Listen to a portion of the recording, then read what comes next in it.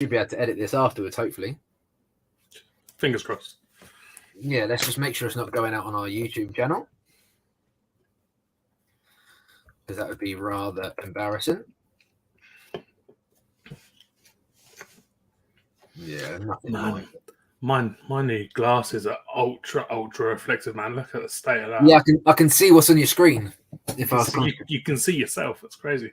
I got the blue light filter added to them. Yeah. So it just reflects all the blue light, which means, oh god, that's disgusting. My camera's broke, so I need to get a new one. So I'm left with the laptop camera. Right, you ready? Sure, go ahead. Nate, welcome to the UK Colts podcast again. First in the series. If you wouldn't mind just giving the guys a bit of an introduction to yourself. Sure, thanks for having me back again. It's my hat-trick appearance, and I was expecting like some sort of like reward, like the football, like they do on Soccer M, but it's hat-trick. Yeah, but yeah, no. As you said, I'm Nate. Big Colts fan for the last decade, 15 years since I first heard of the Colts and started following them. I'm a podcaster with the Un-American Football Show. I'm the host of that. And we just like to have shenanigans and talk football. Good man. Also a Stevenage Borough fan, following your Twitter account. I think we've spoke about that in the past. Yeah, the less said about Stevenage, the better. Although having said that, me and a couple of boys, including the stadium announcer at Stevenage, have just started doing a Stevenage podcast too. So lovely. Yeah, that's called Borough Pod if you want to check it out. There's literally 3 episodes in, and I'm having to spend more time bleeping out myself swearing than anything else. No, I like it. Two of my mates are in. Well, two kids are in the youth system. Lewis Lynn, he's in the under 18s at the moment. But you got to, it's a good thing. But back onto the Colts. Obviously, you said kind of 10, 15 years. But what drew you to the Indianapolis Colts? Look, I'm not gonna lie. Not being a NFL fan at the time, it was watching the. It was the first Super Bowl I'd watched with a pal. Oh, okay, No, Bears. Oh, okay. Half an hour before, well, probably not even half an hour, probably 30 seconds before kickoff. He was pressing me to pick a side, so I was like, Colts, because they're the ones I hadn't heard of. Brits love a plucky underdog. Yeah. So that's the way I went, and here we are. There's no shame in that at all, especially like for us over here.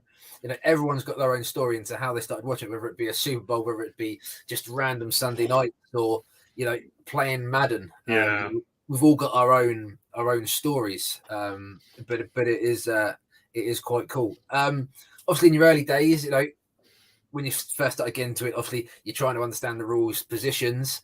I assume your eyes got dragged to Peyton Manning straight away. I'll be honest. I don't really remember much from back then. It was pretty much for the first 5 or 6 years. I pretty much only watched the Super Bowl, no matter who it was, and played Madden. That was all it was. I really started to take notice and spend more time watching and playing when Andrew Luck's first year. And then that's when I really started to get into it. But the funny thing is, my first favourite player wasn't Andrew Luck. It was a tight end. It was Coby Fleener. Do you know what? I was just about to say, when you said about Andrew Luck draft, obviously everyone remembers him and T.Y., but Coby Fleener's one that doesn't really kind of ring a bell. He had them beautiful long locks. Yeah. I think it was probably because on the best player Madden, 4 verticals, Coby Fleener was 100% catch rate. He wouldn't drop the ball no matter the coverage. It was awesome. Yeah, and it's really strange, well, because obviously we had Coby Fleener and Dwayne Allen come at the same time, but then we had Jack Doyle also kind of as a 4th string kind of reserves team player, who's obviously then ended up playing his way through. Coby Fleener was let go after 4 years, and he went on to New Orleans. Dwayne Allen lasted an extra year, Obviously, he was more of a blocking titan, but he went on to the Patriots and kind of fell out of the league. And then, obviously, Jack Doyle is God. End up staying and having the career he did. It's really cool. I actually met Coby Fleener 11, 12 years ago. Wow. And, he is one good-looking guy.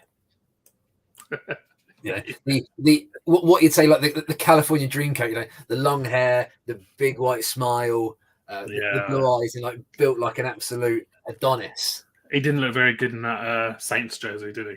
Do you know what? It's Peyton in the Broncos. It's seeing Russell Wilson in the Broncos. It's just not going to look right. It just looks weird on the eyes. Tom Brady in a Patriots jersey. I mean, he looks better in a Bucks jersey, that's for sure. But that's because the Bucks jersey doesn't look like it was designed by a toddler. That Bucks jersey is quite nice. Especially, I really begrudgingly like their. I think it might be their third. Is that the grey? The third, just the grey. Oh, it's pretty. It's pretty, that one. That's good. So obviously, Coby Fleener, your favourite kind of, I'd say, former player as such. Yeah. Like when I started watching it. What about this current roster? Because it's kind of all up in the air at the moment. Let me rephrase a bit. Who do you look forward to watching? I think is probably the best way of putting it. I mean, it doesn't really help. There genuinely are so many. I mean, there's the obvious ones like Darius Leonard, who I think most people would be the first person they mentioned when they talked about the Colts, right? But I love watching Isaiah Rodgers, both on the special teams and actually playing more in his natural position. Corner, he's just class, isn't he? So good. I really, really like Julian Blackmon as well. He was a massive miss last season. And then Big Key. Big Key is probably my favourite. Probably. I just love watching him steamroll people. It's just beautiful. No, definitely. You hit the nail on the head. Isaiah's just another one that's kind of fought his way through. And I think, obviously, depending on what happens at the spot, I think he'll be having one of them starter ones. Hopefully, yeah. What's your thoughts on Darius on last season? Because obviously he had some of the kind of media numbers. For me, he still had a good season. Obviously, having the whole of filling. Obviously, the leadership of Anthony Walker on the actual field, but for me, I think the first half of the season he wasn't fit, and I think he really kind of struggled on that ankle. And you can see moving power, like laterally, it just wasn't quite there compared to the previous seasons. Yeah, he seemed a little bit more. He certainly seemed a little stiffer on the field this season, and I think. I'm just going to say this now. I'm probably wrong, but I remember looking at the stats towards the end of the season and thinking that his snap count was a little lower than we'd want it to be. But with the injuries, it's kind of to be expected. I think he had a good year considering the ankle. You're never going to get. He's never going to be one of those linebackers that get to the quarterback often and get a load of sacks. He's not the Micah Parsons type of back, but he's a ball hawk, and he'll sniff out the ball, make those picks, punch it loose. We need to stop calling it the peanut punch and start calling it the I don't know, the maniac hammer or something. Danish drive. So he brings an awful lot to that position group of players, but he definitely needs. And Anthony Walker's a massive miss, and that's a big area we need to upgrade in this season. Yeah, I think Bobby O did well, kind of. Yeah, I like Okereke. You can't call him that. You can't call him that. Okereke. Yeah, I just since he's obviously changed. Obviously, he hasn't changed the pronunciation, but since the media's changed the pronunciation, I can't mentally do it. So it's just Bobby O on this show. Oh, well, no. I remember the first game of the season, the commentary team suddenly start calling him Okereke, and I'm like, I thought it was Okereke. And then halfway through the broadcast, or something, one of them said, "Oh, yeah, he said that He said that we were all pronouncing his name wrong. So like, oh, all right. And this might be the first time I've actually said it out loud since then. But yeah, no. And how does it feel? By the by, innit? Do you know what? I remember I've listened to the Pat McAfee show in a long time, but I listened to one of the episodes, and he was actually told by the Colts media team that's how it was pronounced. Yeah. Okereke was how he was told to pronounce it. But yeah, I'm not the best at pronouncing. I still get confused with Mike Strahan, and it's not Strachan. Yeah. I mean, yeah, I just keep thinking of Gordon Strachan, which exactly that is probably best we don't go there. The Leeds and Coventry legend. Obviously, one name you didn't mention in your current, players you like to watch, your favourite players. You didn't mention Carson. Now, I'm on a self-imposed QB talking until the 1st of April. However, Harrison did want me to ask you this. So, obviously, from Twitter, we assume you want to move on from Carson. Obviously, do correct me if I'm wrong. Who would you like to move on to? Who are the options? There aren't any, are there? Not at the moment. Well, it's dwindling. There aren't. Samuel Eason. Sam Ehlinger, sorry. Ehlinger. Eason's gone, no, Jacob Eason's gone. Sam Ehlinger, yeah. I don't know. So, there are no options. Like, just get rid of him. Take any pick that comes your way. Take a 4th rounder if you want, and that's it. Like, yeah.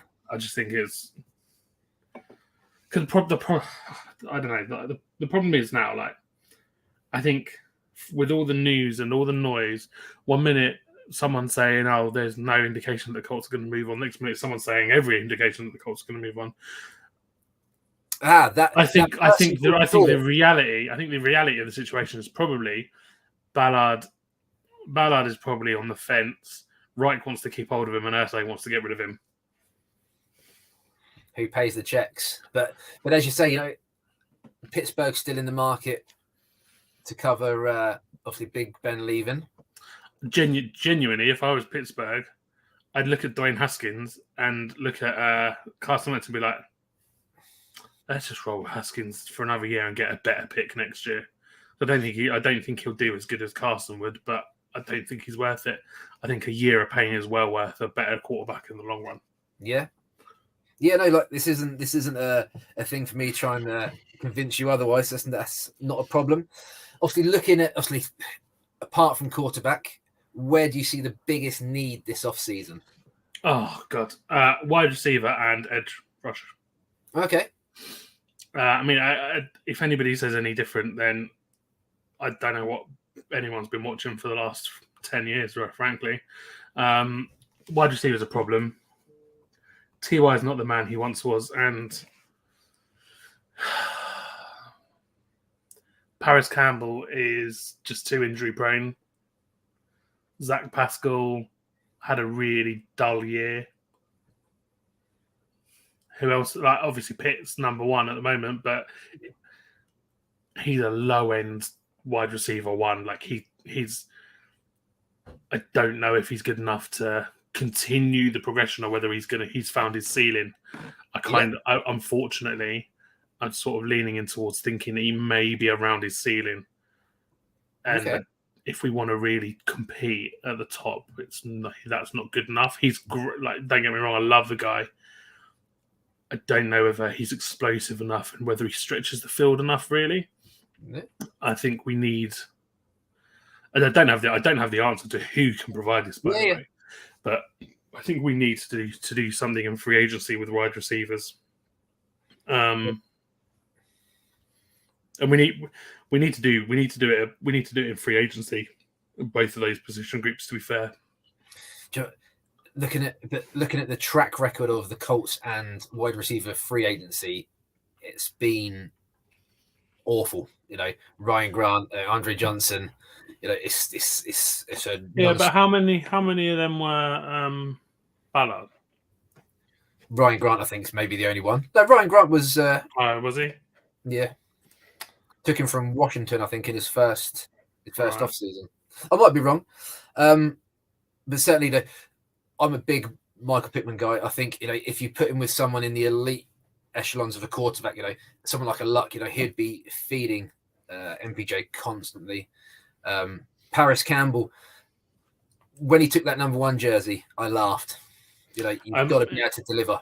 Yeah, I mean, I'm all ready to give up on Campbell, frankly. Yeah. I just and Zach Pascal had such a good year the year before. Week 1, week 2, he was getting a lot of the ball, and then he just again. But was that the offense? Was it? I've had so many questions about, is the play calling so vanilla because there's no trust in Carson, or because there's not enough playmakers? And hopefully this year it does. The play calling at times the season before was with Rivers was questionable at best, wasn't it? You could argue that the big moments in that loss to the Bills in the playoffs were because the play calling cost us points. Yeah. So, but I mean, the reality is you've got Allen Robinson, Chris Godwin, Devontae Adams, Will Fuller, Crowder, Smith-Schuster, AJ Green. I mean, we're getting down to some of the players maybe you're not gonna want to bring in. It's a nice shopping list, but by the time it comes to free agency, who's really going to be there? I mean, Robinson, he got tagged last year, and it's not going to happen. He's not going to stay in Chicago. Now, I'd be stunned if he stayed in Chicago. Chris Godwin, I'd be surprised if he hung around. I'm pretty sure the Bucks are in market hell, aren't they? Cap hell, aren't they? So. Yeah, I mean, I'm a big Smith-Schuster guy. Very impressed with what he's done. If he keeps his head on his shoulders, I think he's a powerful weapon. But he's not the type of signing that Ballard's going to make, is he? Because all of the off-field shenanigans. Yeah. Some of the on-field shenanigans. I'd like to see Chris Godwin come in, see what we can do with him. He'd certainly help alleviate some of the pressure on Pitt. And then it's quite a good draft class for wide receivers. It's quite a deep group, so we're not going to see many of them come out at positions where we're picking and be stars immediately. But there's definitely going to be some good backup guys that could drive on and be the guy going forwards. With this year's draft, I didn't watch any college football last year. Caught a little bit of the combine, so this is going to be a good year for me because I'm not going to know anyone. So I'm quite looking forward to it. Especially usually hearing 3 or 4 different QB names, aren't you, this time of year? And now you're hearing maybe 1 or 2. So it is quite nice. Obviously next year, new defensive coordinator.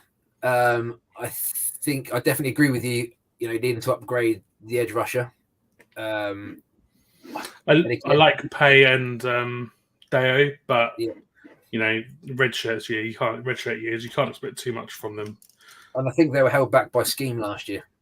I think the whole defensive line, I think, was held back by the scheme, and hopefully it's a little bit more aggressive, a little bit more proactive, I think would be the word, than what we've used to play in the last 3 or 4 years. Looking at next year, this is a ridiculous question, but it's one that I shan't hold you to. Looking at the 2022 season, I'm just actually bringing up the fixtures, which I should have had already. I'm doing the exact same thing right now. Good man. So, give me your win-loss prediction. I just want to say I absolutely nailed our record this season gone. Okay. Admittedly, on a couple of podcasts, I gave slightly different predictions. That's not a problem, is it? But on my own, I nailed it, and that's the important one. That is all that matters. On the others, I was being just purposefully ballsy. We've all been there. Let's see. We'll say. I reckon we'll beat the Texans twice. I'm gonna say it. We're gonna beat the Jaguars twice for once. What? Because I'm sick of it. We've got to do it eventually. This is going to be the bloody year. This will be the year. Is this going to be at Wembley though? Oh no, we're not coming to the UK. Do you not think? No, too small market. I'm not interested. So yeah, so tight. So you got Texans. You got Texans 2 wins. Jags 2 wins. Okay. We'll split with the Titans. Okay. We will beat the Steelers. Yep. We will lose to the Chiefs. Yep. And the Chargers. Yep. We'll beat the Eagles and the what are they now? The Commanders. Oh yes. Commanders. Let's see. We'll beat the Pats. We'll beat Russell Wilson's Broncos. Wow. We'll lose to the Raiders. Okay. We'll lose to the Cowboys in overtime. We'll beat the Giants and we'll lose to the Vikings. I've not counted that up, and I don't like saying we're going to lose to the Vikings, but I feel lose like to the Vikings. Yeah, I don't like saying that, but I feel like I've given us too many wins. So 11-6 that makes us. So I've just chucked that in there for good measure. Yeah. Yeah. No, 11. That's ballsy. That's ridiculous. That's not going to happen. All right, change the Broncos to a loss. Oh, you 10 and even 10-7 from where we were this year. But like saying that, you know, we had that.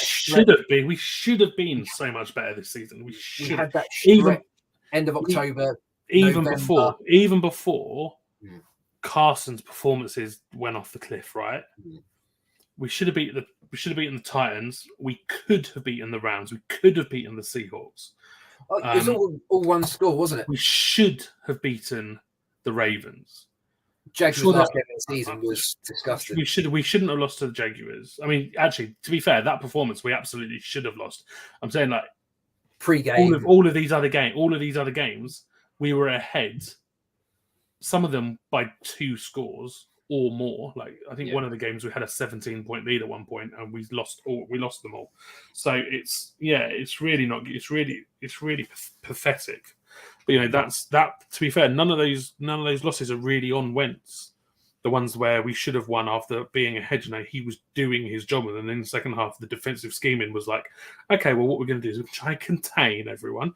We're going to go soft zone. We're going to contain. We're just going to let them work their way down the field and then run out of steam, and it just didn't happen. And absolute piss. Yeah, no. Hey, we are on board with you there. So again, looking at next year. Yeah. This kind of ties into an earlier question, but if you were to buy a jersey of a player for next season, who would you have on the back of your jersey? Well, what are you thinking about it? I have a couple of criteria when it comes to it. Okay. Either they've got to play in a really random position like a long snapper, or you've got to because of the cost, you have to think longevity. So you've got to think they're going to be there for 4, 5, 6. Yeah, that's always that's the cost always puts me off buying them. The last one I bought was 20 minutes after Luck retired, and it said Andrew Luck on it. So I bought a Wentz one. Oh, that was naive. You have my sympathy. Oh, I don't know. That's a really difficult question. I don't know. Quentin Nelson, maybe, but I wouldn't put Nelson. I'd put Big Q. Yeah. Leonard, Blackman. No, I'll tell you what. Kenny Moore. Great choice. Love Kenny Moore. I almost went for Isaiah Rodgers, but then I didn't want to put Rodgers on the back because that people think Aaron Rodgers, and it's just muddy. So. Yeah, no, that's cool. So looking at game days, do you have any rituals? What do you do for watching the Colts? Are you sat in front of your computer? Do you get to put your feet up and watch it on the big screen? So I like to be able to, presuming we're playing on Sundays, I like to try and watch the game downstairs in front of the telly. You know, I always have Game Pass. I don't, even though I'm a big fantasy football fan, and I'm usually on my phone during the entire game, trying to keep up with fantasy football, and I miss half the plays. I will watch the Colts no matter what. If my team are playing, I will watch them. There's not a chance I'm watching anything else. Yeah.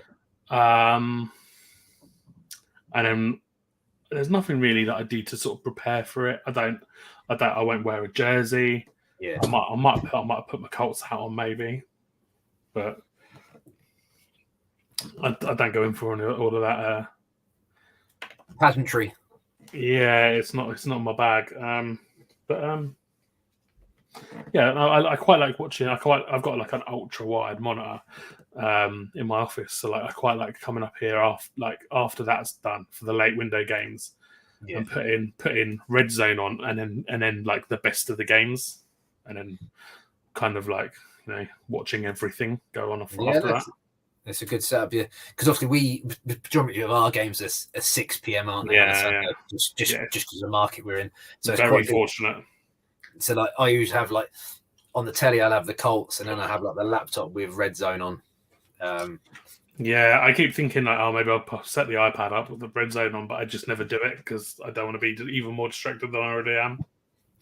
No. It's always like you said, being 6 o'clock, it's always dinner time. My missus is like, come on, let's put it off. Let's get the table ready. Let's have dinner.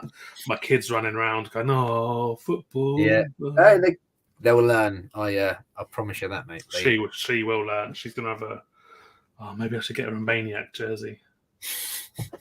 You got to start them young with your. That's a good idea. Yeah. What about food? Food during games? Are you?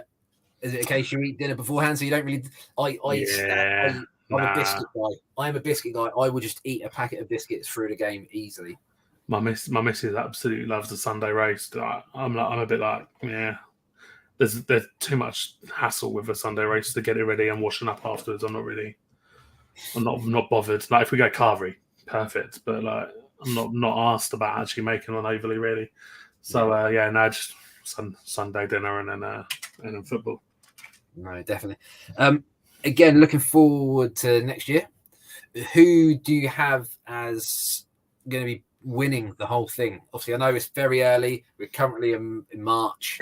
But if you had to lay your hat on someone now, it's probably going to piss everyone off, and it'll piss me off. But it's probably going to be the Chiefs, isn't it? Okay. Because they're for the foreseeable future, they're going to be there or thereabouts, aren't they?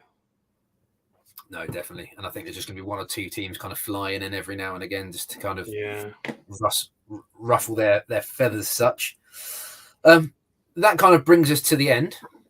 But please reiterate, where can we find you on social media? Where can we find the Un-American Football Show? Okay, so on social media, we've got an Instagram, but we don't post on it, so don't go there. But go to Twitter, just at Tough Show Official. You can find us on YouTube. We did a big old predictions competition between the three hosts last season, and I lost miserably. Can't win them all. No, from that one, I can't win any of them. But